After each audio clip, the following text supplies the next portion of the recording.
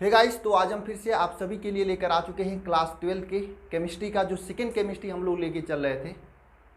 Second chemistry का जो पहला चैप्टर है आपका हेलो एल्केन तथा हेलो एरीन का लेक्चर नंबर 4 लेकर। गाइस, आज के इस लेक्चर में बहुत ही इंपॉर्टेंट टॉपिक्स और बहुत ही इंपॉर्टेंट रिएक्शन हम लोग डिस्कस करने वाले हैं, जो कि आप लोगों को तैयार कर लेना चाहिए, जो आप सभी के एग्जाम को लेकर इंपॉर्टेंट है। ठीक है, आज के इस लेक्चर में हम लोग हेलो एल्केन, जो हमने एल्किल हैलाइड बनाया था ना, उस एल्किल हैलाइड का भौतिक तथा रासायनिक गुणधर्म पढ़ेंगे।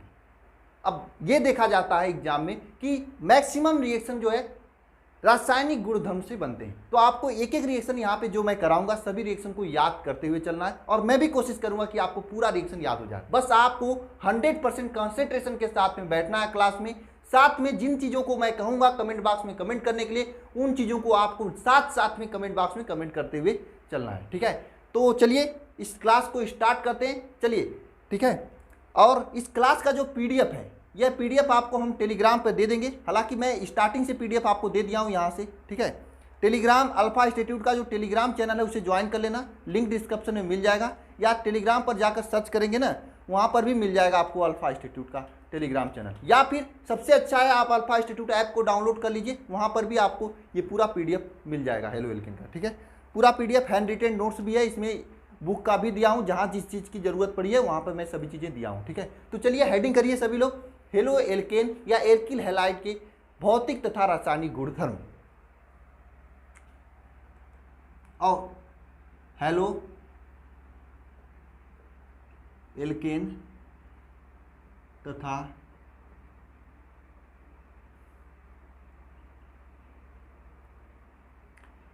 हेलो एल्केन के भौतिक तथा, दिखाई दे रहा ना, रासायनिक गुणधर्म, रासायनिक गुणधर्म। ठीक है, ये आपको हेडिंग करना है। चलिए, दो चीजें पहले आप लोग कमेंट बॉक्स में कमेंट करके हमें बताएं कि हुंस डीकर रिएक्शन क्या होता है। हुंस डीकर अभिक्रिया, इसे किसे कहते हैं? हुंस डीकर अभिक्रिया। इसमें कौन कौन से क्रिया करते हैं, ये कमेंट बॉक्स में कमेंट करके बताना है। लास्ट लेक्चर में मैंने आपको बताया था, मैं लास्ट लेक्चर का रिवाइज कराता रहूंगा, आपसे क्वेश्चन पूछूंगा, अगर आप कमेंट करेंगे तो आपको रिवीजन होगा। ठीक है, दूसरा आपको कमेंट करना है कि डार्जेन अभिक्रिया, डार्जेन अभिक्रिया। देखिए, आगे आपको बहुत सारी अभिक्रियाएं आने वाली हैं, तो साथ साथ में अगर आप याद करते चलेंगे, रिवीजन करते चलेंगे तो प्रॉब्लम नहीं होगी। ठीक है, अगर आप छोड़ दिए, एक भी लेक्चर छोड़ दिए तो आपको प्रॉब्लम होगी। जो लास्ट लेक्चर नहीं किया होगा आज उसको आज प्रॉब्लम होगी, लेकिन मैं प्रॉब्लम नहीं होने दूंगा, कोशिश करूंगा कि आपको प्रॉब्लम सॉल्व करा दिया जाए, याद करा दिया जाए। ठीक है, तो देखिए हेलो एल्केन या एल्किल हैलाइड के भौतिक तथा रासायनिक गुणधर्म। देखिए, भौतिक तथा रासायनिक गुणधर्म का मतलब क्या है? कोई भी आदमी है, जैसे आप ही लोग हो, आप लोगों का अपना गुणधर्म होता है। कुछ लड़के क्या होते हैं? पढ़ाकू होते हैं। कुछ लोग पढ़ते हैं भाई साहब, ज़्यादा पढ़ते हैं, 10-10 घंटे पढ़ते हैं। कुछ लोग क्या होते हैं? 10-10 घंटे बस चैटिंग करते हैं फ्रेंड के साथ में। कुछ लोग क्या होते हैं? 10-10 घंटे सोते हैं। तो सबका अपना अपना गुणधर्म होता है। कुछ लोग क्या करते हैं? कुछ लोगों का क्या गुणधर्म होता है कि कुछ लोग ऐसे होंगे जिनको केवल केमिस्ट्री पढ़ना पसंद करता है, केमिस्ट्री के साथ में बहुत अच्छे कंफर्टेबल करके पढ़ाई करते हैं। कुछ लोग क्या होते हैं? फिजिक्स के साथ में पढ़ाई करना पसंद करते हैं। कुछ लोग क्या होते हैं? मैथ का उनका स्ट्रांग होता है, मैथ पढ़ते हैं। बायोलॉजी किसी लोगों का स्ट्रांग होता है। तो सबका अपना अपना किसके साथ में कितना ज़्यादा इंपॉर्टेंस देते हैं, कौन कितना, किसको क्या अच्छा लगता है, ये डिपेंड करता है। कुछ लोग क्या करते हैं? कुछ लोग जो है समोसे वगैरह बहुत अच्छे से खाते होंगे चाव से, तो कुछ लोग अंडे खाते होंगे। कुछ लोग या जो है आपका जो मांसाहारी होते हैं, जो चिकन वगैरह खाते होंगे। तो सबका अपना अपना प्रॉपर्टी होता है, सबका अपना अपना गुणधर्म होता है। सिमिलरली यहाँ पर हेलो एल्केन या एल्किल हैलाइड जो है उसका भी अपना प्रॉपर्टी है, वो भी अपना डिसाइड करता है हमें किसके साथ में कैसी अभिक्रिया करनी है। कुछ लोग क्या करते हैं? आम को छिल के खाते होंगे, जैसे प्रधानमंत्री जी हैं, आम को छिल के खाते होंगे, आप लोग जानते होंगे। कुछ लोग आम को क्या करते हैं? आम को डायरेक्ट खा जाते होंगे बिना छिले हुए, मतलब चूस के खाते हैं। तो सबके अपनी अपनी प्रॉपर्टी है। वही आम है, कोई छिल के खा रहा है, कोई चूस कर खा रहा है। क्यों? क्योंकि किसी को चूस कर खाने में अच्छा लगता है, किसी को छिल के खाने में अच्छा लगता है। तो इसी तरह से हेलो एल्केन है। हेलो एल्केन अनेक तत्वों के साथ में अनेक प्रकार की रासायनिक अभिक्रियाएं देती हैं। ठीक है, तो हम लोग इसको दो भागों में पढ़ेंगे। सबसे पहले हेलो एल्केन की भौतिक गुणधर्म पढ़ेंगे। भौतिक गुणधर्म देखिए, भौतिक गुणधर्म में पहला गुणधर्म यह है कि हेलो एल्केन या फिर एल्किल हैलाइड को पहला गुणधर्म यह है कि जो एल्किल हैलाइड है, एल्किल हैलाइड है उसको अगर जल में घोला जाता है तो बहुत ही कम घुलते ही नहीं है। जल में क्या होते हैं, जल में अल्प विलेय होते हैं,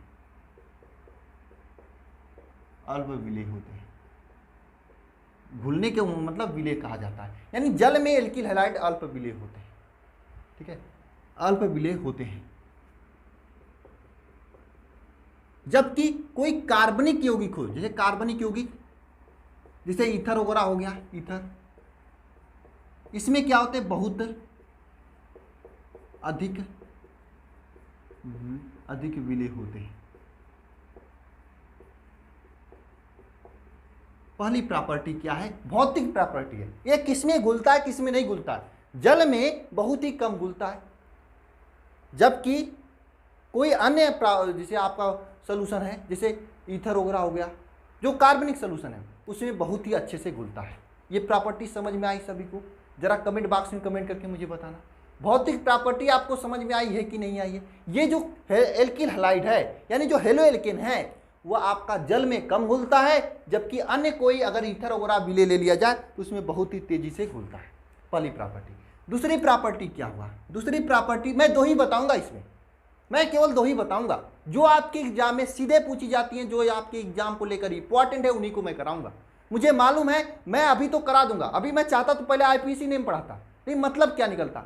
आप अपने पेपर को उठा के देखना, मैं गारंटी के साथ कर रहा हूं, आपके पेपर में आईयूपीएसी नेम अब नहीं पूछा जाता है, पिछले 5-7 सालों से नहीं पूछा जा रहा है।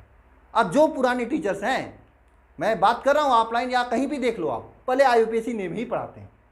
उनको पहले पढ़ा रहे थे आज के 10 साल पहले, वही आज भी पढ़ाते हैं, कोई भी अपडेटेशन नहीं करते। और मैं यही कहता हूं, जो अपडेट करता है, जो जैसे देख क्वेश्चन का ट्रेंड जैसे चेंज हो रहा है, ट्रेंड के अनुसार जो पढ़ा रहा है आप उसे भी पढ़ना, उसी से आपका फायदा होगा, आप उसी से 90% ला सकते हो। देखो ज्ञान अलग चीज है, आपको ज्ञान होगी, आईपीसी नेम लिखना आएगा, लेकिन एग्जाम में तो लिखने के लिए नहीं पूछेगा। एग्जाम में तो ये रिएक्शन पूछेगा, ये पूछेगा कि एल्किल हैलाइड जल में विलेय होता है या कार्बनिक यौगिक में विलेय होता है, ऑब्जेक्टिव क्वेश्चन के रूप में।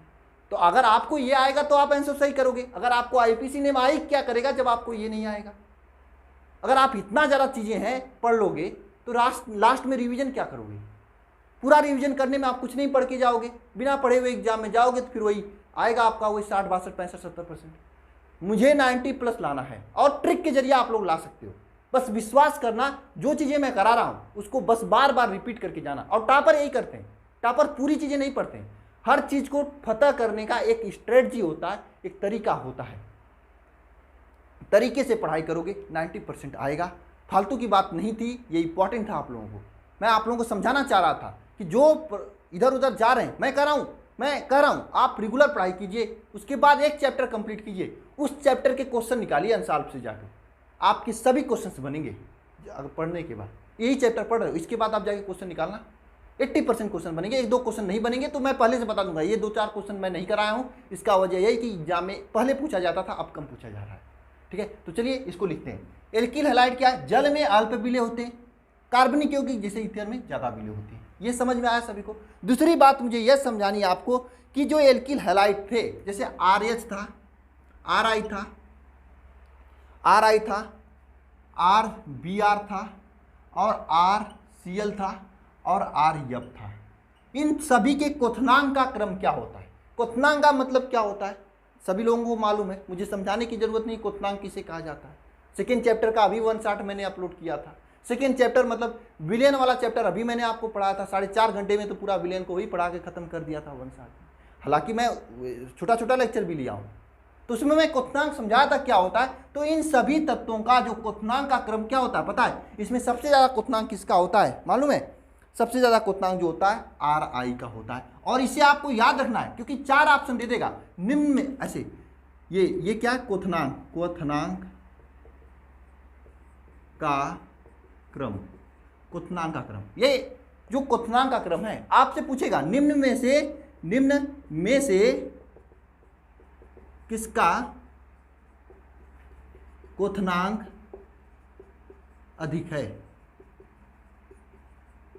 अधिक है, इस तरह से देगा और 4 ऑप्शन दे देगा, RI दे देगा, RBR दे देगा और RCL दे देगा और RF दे देगा। अब आप लोग खो जाओगे चौके बक्के, IPSC नेम लिखना पढ़ोगे लेकिन ये से आपको नहीं आएगा। अरे जब इतना पढ़ोगे तो क्या क्या क्या पढ़ोगे, क्या क्या रिवीजन करोगे? छोटी सी चीज है, अगर आप यहाँ पे इसको टिक कर दोगे 1 नंबर आपका बन जाएगा, टिक नहीं करोगे 1 नंबर कट जाएगा। तो आपको याद यह रखना है कि क्वथनांक का क्रम यह होता है और ये क्वथनांक में सबसे अधिक इसका होता है, सबसे कम किसका होता है ये भी याद रखना, क्योंकि एग्जाम में सबसे अधिक पूछा गया था। कोई एग्जामिनर सटक मटक के आ गया तो सबसे कम वाला पूछ देगा, सबसे कम वाला पूछ देगा। किसी इसमें सबसे कम किसका होता है? सबसे कम किसका होता है? RF का होता है। सबसे कम किसका होता है? RF का होता है ना। तो इसे आप लोग नोट करना, ये आपकी भौतिक गुणधर्म हो गया और आपको यही 2 गुणधर्म पढ़ना है।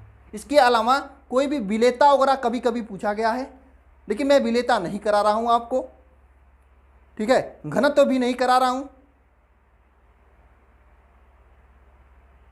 घनत्व भी नहीं करा रहा हूं। अगर घनत्व जानना चाहते तो मैं मुंह से बता दे रहा हूं। देखो, इसका घनत्व और इसका घनत्व जल से अधिक होता है, बाकी सबका घनत्व जल से कम होता है। यानी एल्किल हैलाइड, एल्किल आयोडाइड और एल्किल ब्रोमाइड, इसका घनत्व जल से अधिक होता है और सबका जल से कम होता है, ठीक है। ये चीज़ें आपको समझ में आई हैं? जरा कमेंट बॉक्स में कमेंट करके मुझे बताना। ये दोनों चीज़ें आपको समझ में आई हैं तो 2 नंबर आपका तैयार है। कंग्रेचुलेसन। अगर एग्जाम में क्वेश्चन बनेगा तो 2 नंबर आपका तैयार है। अब चलिए हेडिंग करिएगा रासायनिक गुणधर्म। ये तो भौतिक गुणधर्म था, अब रासायनिक गुणधर्म हेडिंग करिएगा। समझ में आ रही है सभी को ना? अरे भाई साहब समझ में आ रही है कि नहीं? कमेंट वगैरह नहीं करोगे तो कुछ कैसे पता चलेगा मुझे? और नहीं समझ में आ रही तो आप सीधे लिख दोगे नहीं समझ में आ रही। अरे क्या नहीं समझ में आया, ये तो पॉइंट लिखना जरूरी है, तभी तो हम आपको फिर से एक्सप्लेन करेंगे। अब सीधे लिख दोगे सर नहीं समझ में आया। अरे क्या नहीं समझ में आया? पहला वाला समझ आया, दूसरा नहीं समझ में आया, और दूसरे में क्या नहीं समझ में आया, ये मुझे आपको कमेंट करना चाहिए ना। सच्चाई है। अगर सीधी सी बात है, अगर आप डॉक्टर के पास जाते हो तो कहते हो मुझे दर्द हो रही है, तो डॉक्टर कौन सी दवा देगा बताओ? और वहीं डॉक्टर के पास जाओगे, कहो सर डॉक्टर साहब मेरे कान में दर्द है, तो कान की दवा देगा। कहोगे डॉक्टर साहब मेरे हाथ में दर्द है, तो हाथ का दवा देगा। कहो मेरे पेट में दर्द है, तो पेट का दवा देगा। तो बताना पड़ेगा आपको क्या नहीं समझ में आया, तो मैं वही बताऊंगा आप लोगों को। अगर आप कहोगे मुझे ये पॉइंट नहीं समझ आया, तो मैं वही पॉइंट आपको रिपीट करूंगा, तो समझ में आ जाएगा, ठीक है। तो ये बात होती है ना। चलिए अब क्या है, भौतिक गुणधर्म की जगह लिखिएगा रासायनिक गुणधर्म, और कान खोल के दिमाग खोल के बैठिएगा, रासायनिक गुणधर्म, ठीक है। कान और दिमाग दोनों खोल के बैठिएगा, पूरी तरीके से स्वतंत्र मुद्रा में बैठिएगा, दिमाग खोल के। देखिए रासायनिक गुणधर्म जो होती है, अगर हम लोग इसे बांटें तो 4 प्रकार की रासायनिक अभिक्रियाएं ये देता है। 4 प्रकार की रासायनिक अभिक्रिया देता है। आपको चारों पढ़ना है, चारों में से कुछ ही रिएक्शंस पढ़ना है, जो मैं कराऊंगा वही करना है। क्यों आपको अभी ये नहीं मतलब कि ये चारों रिएक्शन क्या क्या होती है, पहले लिखिए तब बताऊंगा मैं, ठीक है। पहला क्या है, 4 प्रकार की रासायनिक अभिक्रिया देता है। आप लिखेंगे 4 प्रकार की रासायनिक अभिक्रिया देता है। ये 4 प्रकार का रासायनिक अभिक्रिया देता है। पहला जो रासायनिक अभिक्रिया देता है वह है आपका अपचयन अभिक्रिया।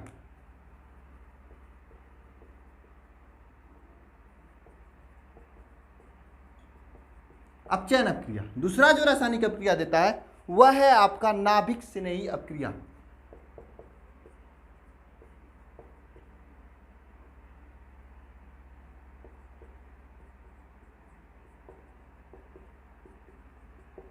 नाभिक स्नेही अभिक्रिया। तीसरा जो रासायनिक अभिक्रिया देता है वह है विलोपन अभिक्रिया।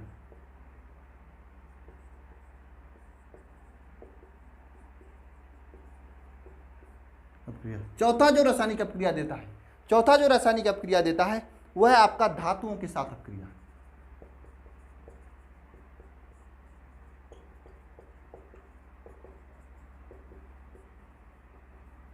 धातुओं के साथ अभिक्रिया। ये 4 प्रकार की रासायनिक अभिक्रियाएं देता है। ये 4 प्रकार की रासायनिक अभिक्रिया देता है। आपको इन चारों को पढ़ना है, लेकिन एक एक करके पढ़ना है। मैं इसलिए चारों के बारे में नहीं समझाऊंगा, केवल मैं पहले को उठा रहा हूं, अपचयन अभिक्रिया, इसके बारे में समझाने जा रहा हूं। अब सबसे पहले फटाफट वह स्टूडेंट कमेंट करेंगे जिनको मालूम है कि अपचयन मतलब क्या होता है। हालांकि मैं तीसरे चैप्टर में बताया था, लेकिन भूलते तो बहुत तेज हो आप लोग। जरा कमेंट बॉक्स में कमेंट करना कि अपचयन किसे कहा जाता है। कमेंट करना, मैं इसको रब कर रहा हूँ, अपचयन हेडिंग कर रहा हूँ। ठीक है, अगर यह मतलब समझ गए तो आपको रिएक्शन याद करने की जरूरत नहीं होगी, समझ जाओगे, कर जाओगे। 2-3 शब्द याद करने की जरूरत होगी। अपचयन किसे कहा जाता है, कमेंट करिए सभी लोग फटाफट, फटाफट कमेंट कीजिए कि अपचयन किसे कहा जाता है, अपचयन किसे कहा जाता है। सबसे पहला अपचयन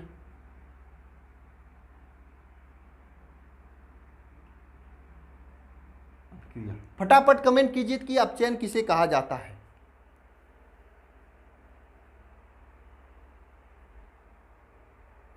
किसे कहा जाता है अपचयन? अरे समझ में आया किसको कहा जाता है अपचयन?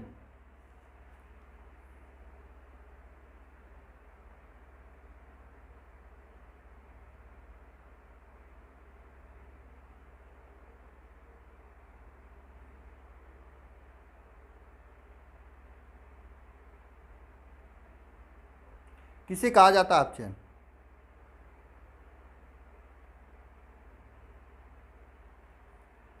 देखिए अपचयन क्या होता है, अपचयन में क्या होता है कि देखिए मैं आंशिकरण नहीं समझा रहा हूं, केवल अपचयन बता रहा हूं।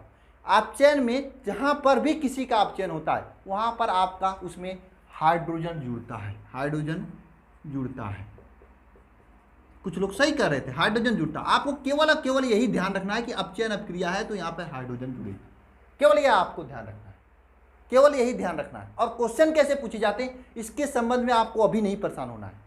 जैसे ही मैं इसके अलावा एक और लेक्चर लगेगा कल, इसके बाद रासायनिक गुणधर्म खत्म हो जाएंगे, उसके बाद मैं इस चैप्टर का क्वेश्चन ही कराने वाले हैं, आने वाले प्रश्न कराऊंगा एकदम सीधे सीधे जो पूछे जाते हैं। ठीक है, तो आपको हाइड्रोजन जुड़ता है किसमें? अपचयन अपक्रिया में। ठीक है, ये आपको याद रखना है। अपचयन अपक्रिया में अगर देखिए एल्किल हैलाइड का अपचयन, एल्किल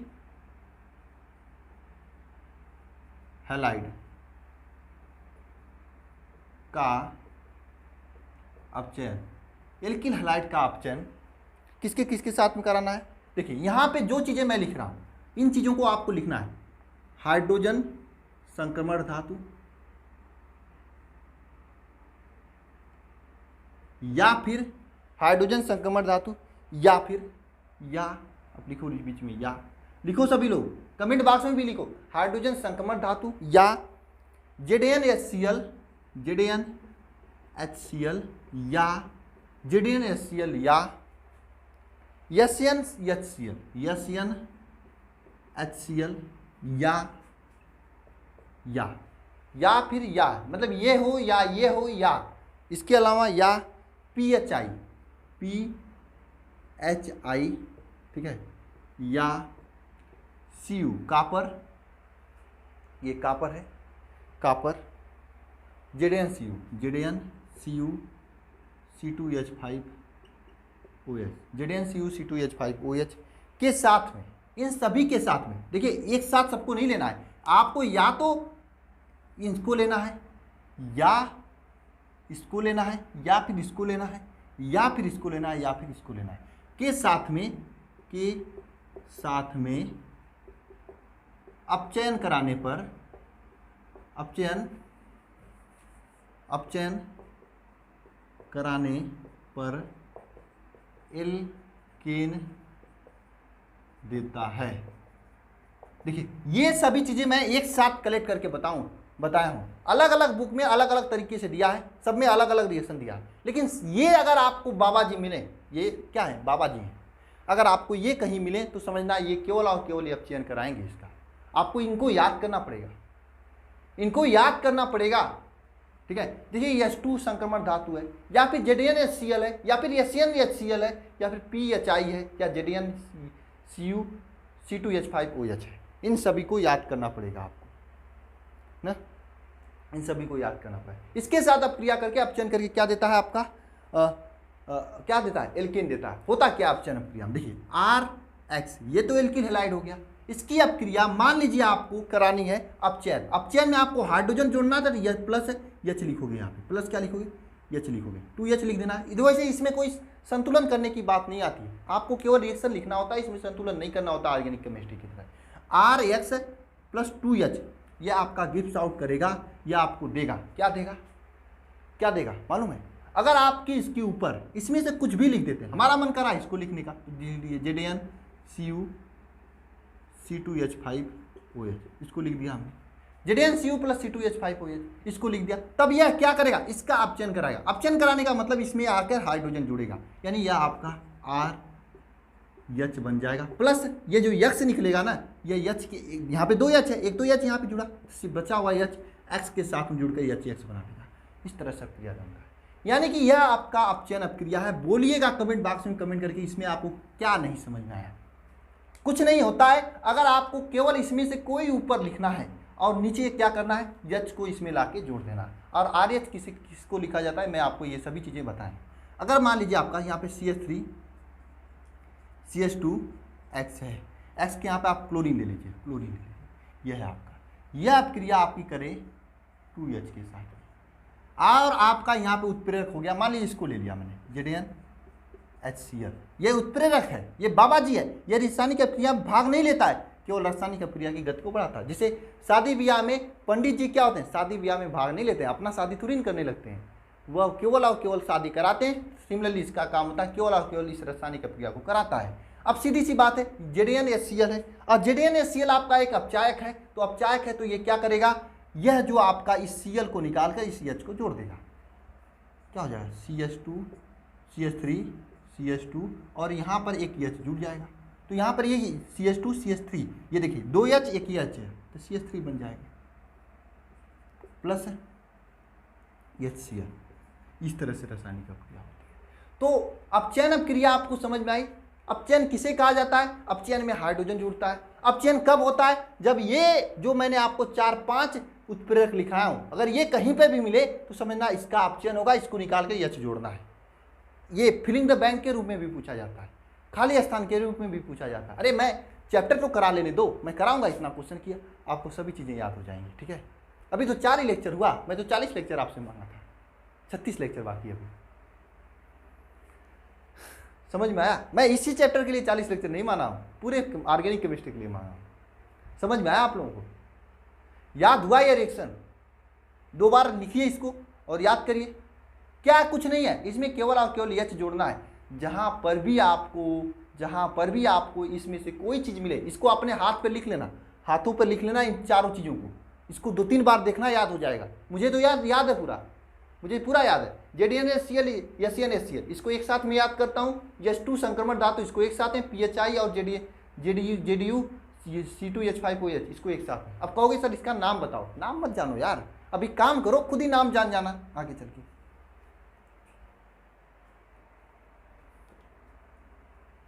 इसको नोट करिए सभी लोग।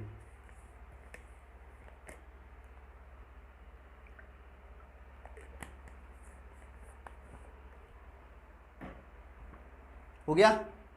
चलिए रब करते हैं। अब हम लोग पढ़ेंगे नाभिक स्नेही अपक्रिया। देखिए नाभिक स्नेही अपक्रिया में SN1 अपक्रिया SN2 अपक्रिया होती है। मैं देखा हूँ 2019 को छोड़कर अभी तक SN1 या SN2 अपक्रिया नहीं पूछा गया है, बस उसका एग्जाम्पल पूछा गया है। ठीक है, तो हम क्या कर रहे हैं, जो जो इंपॉर्टेंट रिएक्शन है सभी रिएक्शन को मैं करा दे रहा हूँ। SN1 SN2 क्या होता है इसको मैं अलग से सेशन लेकर उसमें मैं आपको करा दूंगा। ठीक है, परेशान नहीं होना है, जैसे मैं करा रहा हूँ वैसे करिए। आप लिखिएगा सेकेंड क्या बताया था, नाभिक स्नेही अपक्रिया।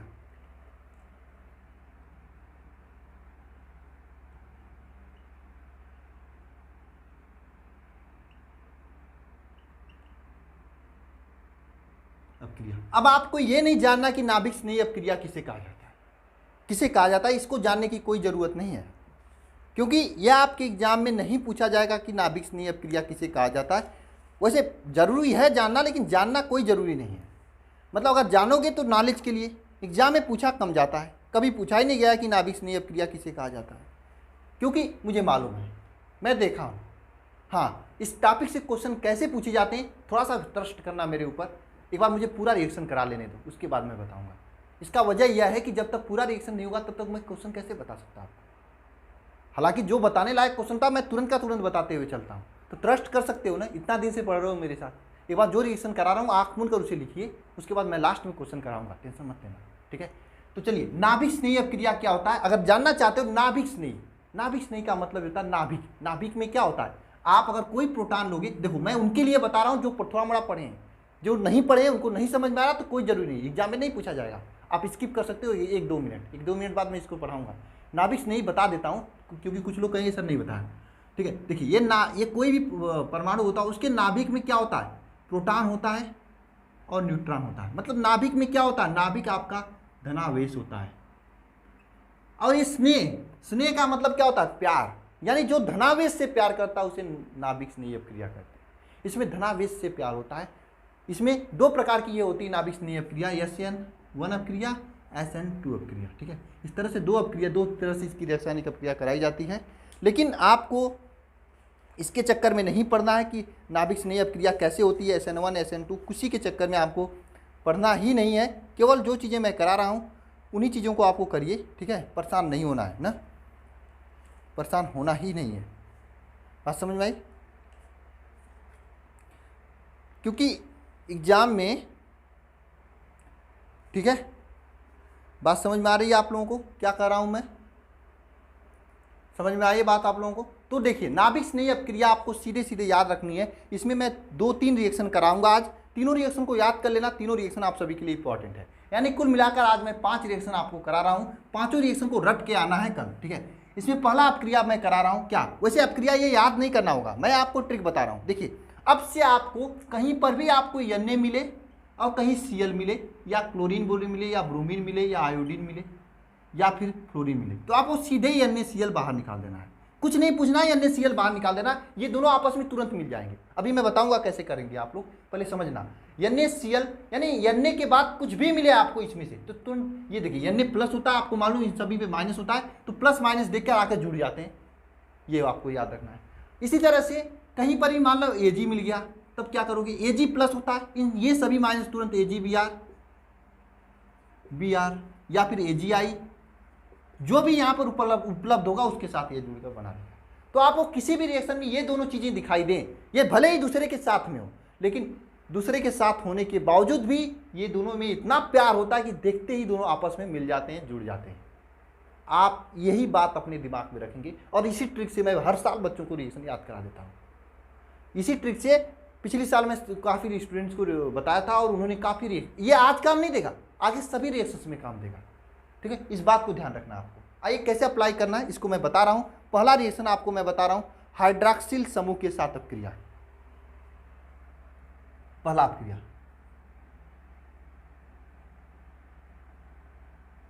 हाइड्रॉक्सिल हाइड्रॉक्सिल हाइड्रॉक्सिल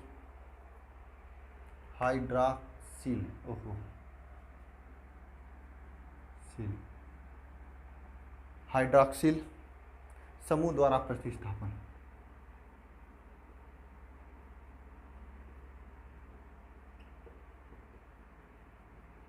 हाइड्रॉक्सिल समूह के द्वारा प्रतिस्थापन। अब देखिए प्रतिस्थापन का मतलब हमने क्या बताया था, इसको स्थान को हटाकर उसको बैठना है। जैसे यहाँ पे आप बैठे हो, यहाँ पे आप बैठे हो, ठीक है, ये आप हो, ठीक है, ये कोई, अरे यार आपको बना भी नहीं पा रहा हूँ, मान लीजिए यहाँ पर कोई इस तरह से बैठा हुआ है, ठीक है, ये कोई बैठा है, इसको हटाकर आप जाके बैठ जाओ तो इसका मतलब वो प्रतिस्थापन है। ये आपका इस कुर्सी पर ये बैठा हुआ है, इसको हटाकर आप बैठ जाओ तो इसका मतलब प्रतिस्थापन है। केवल इतना समझना, आप रिएक्शन याद हो जाएगा। हाइड्रॉक्सिल समूह किसे कहा जाता है, जिसमें OH जुड़ा होता है, OH वाले समूह को, इसे हाइड्रॉक्सिल समूह कहा जाता है। लेकिन ये हाइड्रॉक्सिल समूह के नाम से कभी क्वेश्चन पूछा नहीं जाता है। क्वेश्चन कैसे पूछा जाता है ये मैं आपको आगे बताऊंगा, पहले जो मैं करा रहा हूँ उसको याद कर लीजिए, ठीक है, ध्यान देना सभी लोग। क्या है, हेलो एल्केन जो है जली क्षार जिसे NaOH KOH के साथ में अपक्रिया करके एल्कोहल बनाते हैं। आप लिखना है यहाँ पे एल्किल हैलाइड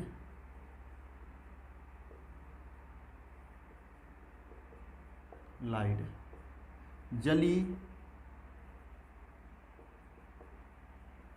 जलीय क्षार जैसे NaOH या फिर KOH के साथ में अभिक्रिया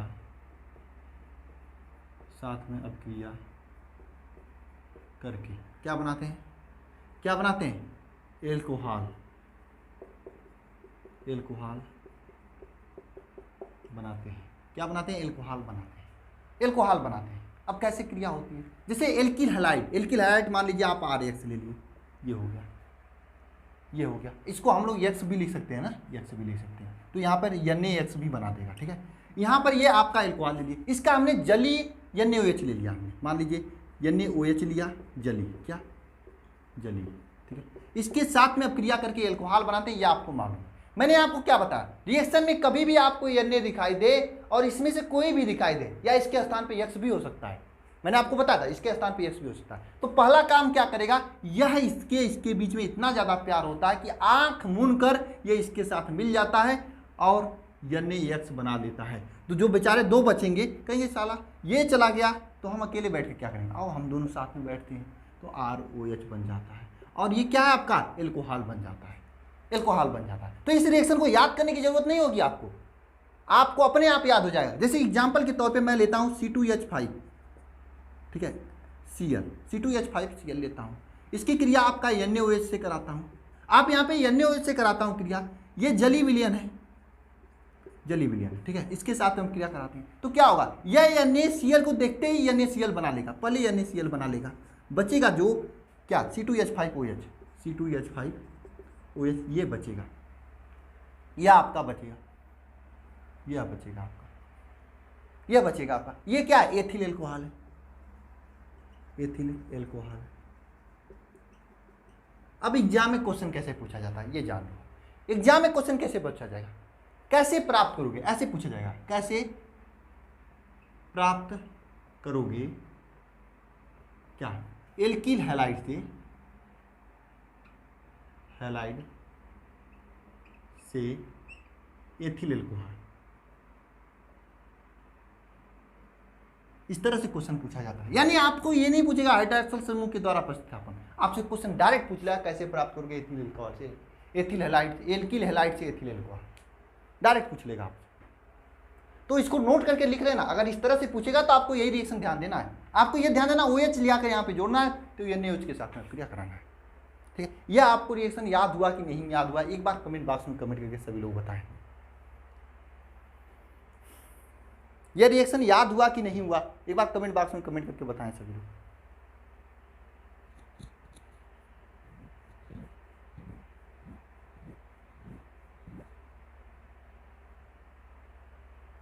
बताइए जरा।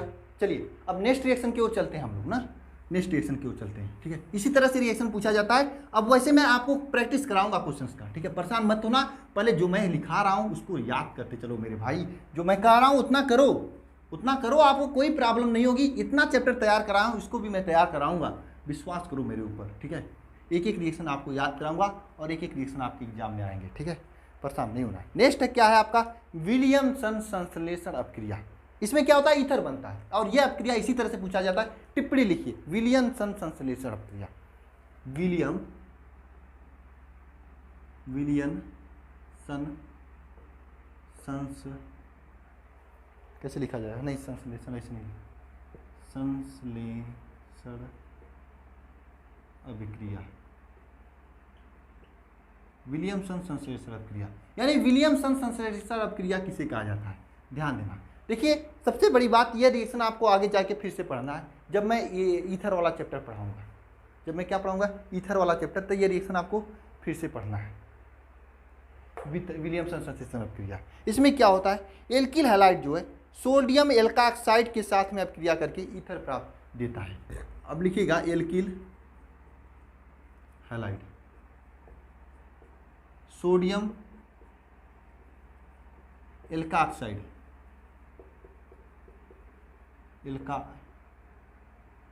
एल्काक्साइड के साथ में क्रिया करके ईथर देता है और इस अपक्रिया को क्या कहा जाता है, विलियमसन संश्लेषण अपक्रिया कहा जाता है। बात आती है सर ये क्या सोडियम एल्काक्साइड किसे कहा जाता है, तो सोडियम एल्काक्साइड का फार्मूला है RONA, ये फार्मूला, यानी R के यहाँ पर CH3 रख सकते हैं, C2H5 लिख सकते हैं, कुछ भी लिख सकते हो, RONA यह आपका एल्काक्साइड का फार्मूला है। और यह अपक्रिया किसके साथ करता है, एल्किल ऑक्साइड के, एल्किल हैलाइड के साथ है, मतलब RX के साथ है। क्या बनाता है आपका ईथर बनाता है। कैसे पता करोगे ईथर बनाता है? रिएक्शन भूल गए, मान लो आपको ये फिलिंग द गैप्स के रूप में दे दिया, तो सीधे आप कर लोगे ना। मैंने आपको ट्रिक बता दिया, ये Na जहाँ पे मिलेगा S के साथ मिलेगा, S के साथ में क्रिया करके और ये Na बना लेगा। बचेगा जो ROR, ये आपका क्या है? ईथर है। अब भाई साहब मैं बताऊं, कुछ लोग हमको क्या कहेंगे, सर ये कोई कैटेरिया ना, आप क्या पढ़ाते हो, 0 लेवल पढ़ाते हो। लेकिन मुझे मालूम है कि यही लेवल, आपसे एग्जाम में ये नहीं पूछेगा कि ये आपको मालूम है कि नहीं, आपको ये नहीं पूछेगा आप ट्रिक से RO या NaOH लिखे हो कि मैकेनिज्म के साथ में लिखे हो। आपके एग्जाम में अगर आप रिएक्शन लिखे रहोगे तो नंबर आपको पूरा मिलेगा। तो आपको केवल यही ध्यान देना है कि रिएक्शन आपको याद हो रहा है कि नहीं हो रहा है। जरा कमेंट बॉक्स में कमेंट करके मुझे बताना, इस ट्रिक से आपको रिएक्शन याद हो रहा है कि नहीं, मैं जानना चाहता हूँ। अगर आपको रिएक्शन लिखना है, जैसे डाई एथिल ईथर, आपको से पूछा जाता है, एक क्वेश्चन पूछा जाता है कि एल्किल हैलाइड से डाई एथिल ईथर, ये क्वेश्चन आपको आगे मिलेगा जब ईथर, एल्कोहल, फिनाल, ईथर, इसके नेक्स्ट चैप्टर वहाँ पे हम लोग करेंगे, तो वहाँ पर ये क्वेश्चन मिलेगा, एल्किल हैलाइड से डाई एथिल ईथर कैसे प्राप्त करोगे, ये क्वेश्चन मिलेगा। तो कैसे प्राप्त करोगे एल्किल हैलाइड से? अब देखिए डाई एथिल ईथर, तो हम लोग क्या करेंगे, जो ये सोडियम एल्काक्साइड था ना, यहाँ पे सोडियम एथाक्साइड लेंगे, यानी C2H5ON लेंगे। ये क्या है? सोडियम एथाक्साइड है। अब आपको कहूँ सर मैं इसका नाम मुझे नहीं याद होता है, मैं कैसे नाम बताऊंगा? मैं आपसे कहूँगा ईमानदारी पूर्वक, सच्चाई पूर्वक, आपको केवल और केवल यही ध्यान देना है, बस मेरे साथ पढ़ते चलना है। धीरे धीरे नाम इतना बार आएगा आपके सामने ना कि आपको खुद याद हो जाएगा। हाँ, एक काम आप कर सकते हो अपने हेल्प के लिए, वह काम क्या है, जिस भी दिन आपको नया तत्व मिलता है, जिसका नाम मैं यहाँ पे लिखता हूँ, जो आपको लगे कि ये नाम मैं नहीं जानता हूँ, उसको एक पन्ने पर लिखते जाना है। आपको धीरे धीरे सब चीज़ें याद हो जाएंगी, और जब अगले दिन कोई नया मिले तो पीछे के जितने भी लिखे उसको आप रिवीजन कर लेना, याद हो जाएगा। ठीक है, आप अगर इसके चक्कर में पढ़ोगे, ये छोटा मोटा नाम के लिए IPC नेम पढ़ने जाओगे ना, याद रखना, पढ़ते रह जाओगे IPC नेम, क्योंकि IPC नेम आपके एग्जाम में नहीं पूछा जाता, आपके एग्जाम में पूछा जाता तो ये रिएक्शन। और इतना ज़्यादा पढ़ोगे उसमें पूछा जाएगा इतना से, तो आप कैसे पता कर पाओगे कि किसको रिवीजन करना है। एग्जाम के बाद में जब कंपटीशन एग्जाम में बैठना, तब आप ये सभी चीज़ें पढ़ लेना। उसमें आपको ये सभी चीज़ें नहीं पढ़नी होगी, क्योंकि ये सभी चीज़ें आप पहले से पढ़े होंगे, केवल वही चीज़ें पढ़नी होंगी जो नहीं पढ़े हैं। और मुझे मालूम है क्या आपको पढ़ने हैं क्या नहीं पढ़े।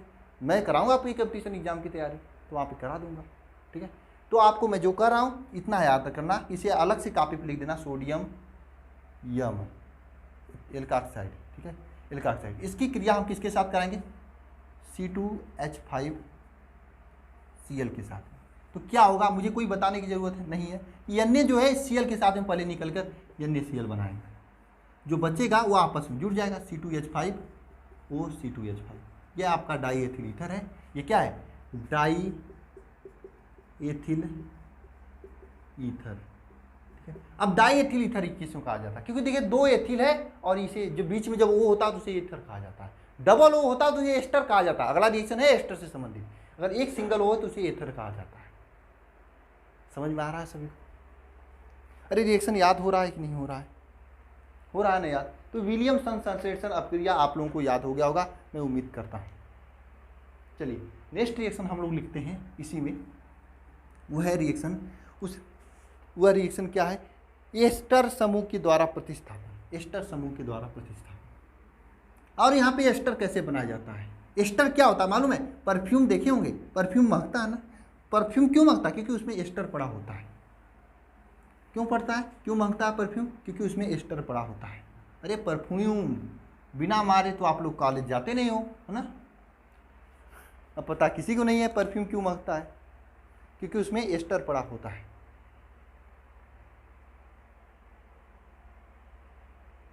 ना। अब आप हेडिंग करना एस्टर द्वारा एस्टर समूह, जिसे आप CrCO कहते हो।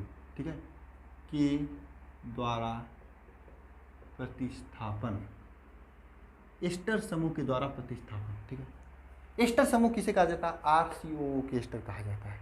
ठीक है। इसके द्वारा प्रतिस्थापन कैसे प्रतिस्थापन करोगे, जैसे आपके सामने मैंने एक एस्टर लिया RCOOAG, ये हमने लिया। स्टेटमेंट नहीं लिखते हैं क्योंकि यहाँ पे क्वेश्चन कैसे पूछा जाता है मैं आपको बताता हूँ। इसकी क्रिया हमने किसके साथ करा दिया, CH3Br के साथ में।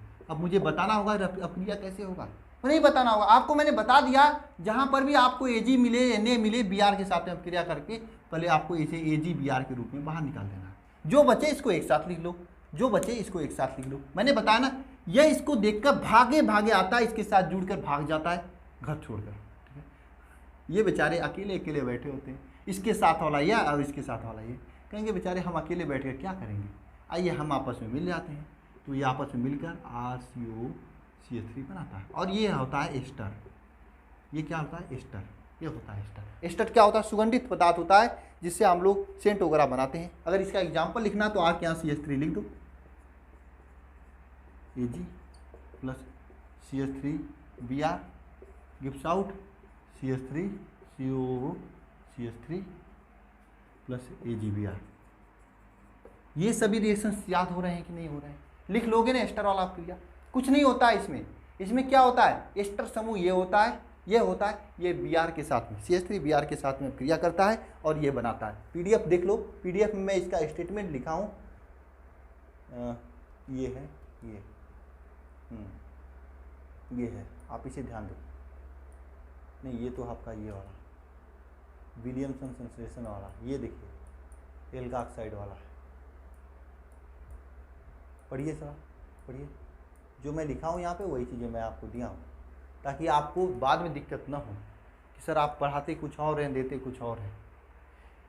पढ़िए, एल्किल हैलाइड की क्रिया अगर एल्कोहलिक कार्बोक्सिलिक अम्ल के साथ में के सिल्वर लवण के साथ में कराते हैं तो एस्टर प्राप्त होता है। और मैं कुछ चीज़ें आपको एक्स्ट्रा बता रहा हूँ। एस्टर जो होता है ये क्या होता है, सुगंधित पदार्थ होता है, सुगंधित पदार्थ होता है, परफ्यूम वगैरह में यूज होता है। ठीक है, ये सभी चीज़ें एस्टर से संबंधित तैयार रखना, क्योंकि कभी कभी ऑब्जेक्टिव रूप में पूछ लेता है, छोटी मोटी पॉइंट है।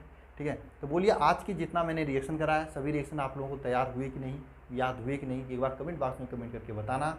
और हाँ, एक काम करना, रिवीजन करते चलना भाई, नहीं तो आगे चल के बहुत परेशान होंगे आप। मैं देखा हूँ बहुत से स्टूडेंट्स को ऑर्गेनिक केमिस्ट्री नैया डुबो देती है, और कुछ वही स्टार्टिंग में क्या करते हैं, 2-3 चैप्टर तक IPC नेम पढ़ते हैं, ये पढ़ते हैं वो पढ़ते हैं, उसके बाद फिर क्या होता है, वही जो नहीं होना चाहिए। ये सच्चाई है यार। अगर आपसे एग्जामिनर, अगर आप सीधे आपको मार्केट से बस लाना है एक अगरबत्ती का पैकेट, तो आप क्या जाओगे, बोरिया लेकर जाओगे, बोरा लेकर जाओगे लाने के लिए, नहीं लेके जाओगे ना।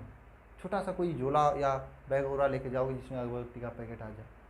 तो एग्जामिनर के सामने आपको छोटा सा रिएक्शन लिखना है, तो आप क्यों इतना ज़्यादा दिमाग में लोड लेके जा रहे हो, बाद में क्या पता चले इतना बड़ा ले लिए कि इतना बड़ा ले लिए कि आपके दिमाग में रखा ही नहीं, ये जो ज़रूरत है वो अभी नहीं रखा है। तो मैं कह रहा हूँ जो ज़रूरत की चीज़ें उसको पढ़िए, रिवीजन कीजिए, जो आपको पढ़ा रहा है उसका पढ़िए, कोई बात नहीं। लेकिन हाँ, एक बार मुझसे एक चैप्टर पढ़ने के बाद, मैं कह रहा हूँ एक चैप्टर पढ़ने के बाद आप अंसाल उठा के देख लेना क्या पूछा जाता है क्या नहीं पूछा जाता है, मार्केट में आ गया होगा। हालांकि मार्केट के अलावा मैं आपको फ्री स्टडी मटेरियल में भी मैं सोचा हूँ कि प्रीवियस ईयर के क्वेश्चन देने के लिए, ठीक है, ये फ्री स्टडी मटेरियल 5000 स्टूडेंट्स के लिए मैं दे रहा हूँ ना, इसमें भी सोचा हूँ। ठीक है, अगर ये सभी चीज़ें आपको अच्छी लगी हैं तो एक छोटा सा काम मेरा कर देना, अपने कॉलेज के जो व्हाट्सएप ग्रुप बना हुआ है उसमें इस वीडियो का लिंक डाल देना। मेरा काम है। अगर आपको अच्छा लगा है, समझ में आ रहा है तो शेयर करना आपका काम है ना, कर दो, इससे मेरा सपोर्ट हो जाएगा। ठीक है ना, जल्दी से जो सब्सक्राइबर्स हैं वो बढ़ जाएंगे ना। चलिए मिलते हैं नेक्स्ट लेक्चर में, आगे मैं आपको डेली पढ़ा ही रहा हूँ ना। चलिए ठीक है, थैंक यू।